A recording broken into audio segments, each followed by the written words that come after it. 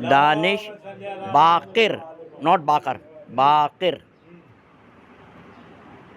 محمد علی محمد صلی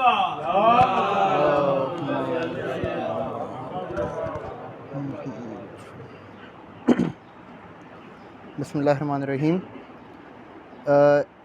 زیادہ ٹائم نہیں لوں گا، ظاہر ہے ایک آپ لوگ کا ایک اسکیجول بنا ہوا ہے تو آج اس کو خراب کریں ہم. بس اس حکمت کا مقصد جو ہمیں جو سمجھ میں آیا ہے وہ یہ ہے کہ عاجزی، حقیقت شناسی اور اللہ کے سامنے انکساری پیدا کرنا ہے مولا کا مقصد. چند ائمہ کے اقوال میں آپ لوگوں کی خدمت میں پیش کروں گا. مولا علی فرماتے ہیں تکبر دین کو برباد کر دیتا ہے. غرر الحکم 1823 میں. مولا علی ایک اور جگہ فرماتے ہیں، امام جعفر صادق علیہ السلام فرماتے ہیں جس کے دل میں ذرہ برابر بھی تکبر ہو وہ جنت میں داخل نہیں ہوگا.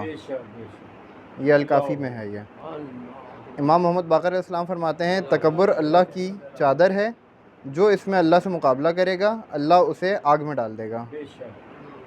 امام موسیٰ کاظم ایک اور جگہ فرماتے ہیں غرور کی کئی قسمیں ہیں، ان میں سے ایک یہ ہے کہ انسان کو اپنا برا عمل بھی اچھا نظر آنے لگا. تحفۃ العقول میں ہے یہ.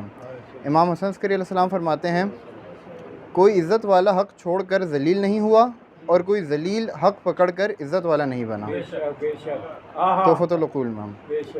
مولا سجاد فرماتے ہیں، بحر الانوار سے روایت ہے، مجھے اس متکبر اور فخر کرنے والے پر تعجب ہے.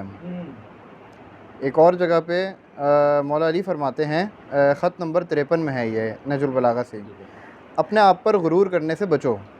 ایک اس کا ایک چھوٹا سا ایک جملہ ہے. مولا علی ایک اور جگہ فرماتے ہیں 372 حکمت میں تکبر کا پھل نفرت اور گالی ہے. مولا علی ایک اور جگہ 212 قول میں فرماتے ہیں نہج البلاغہ سے، جس قدر انسان میں تکبر داخل ہوتا ہے اس قدر اس کی عقل کم ہو جاتی ہے. ایک اور جگہ حکمت نمبر 1 میں فرماتے ہیں فتنوں میں ایسے رہو جیسے کم عمر اونٹ، نہ اس کی پیٹھ ہو کہ سواری کی جائے، نہ تھن ہو کہ دودھ دوہا جائے.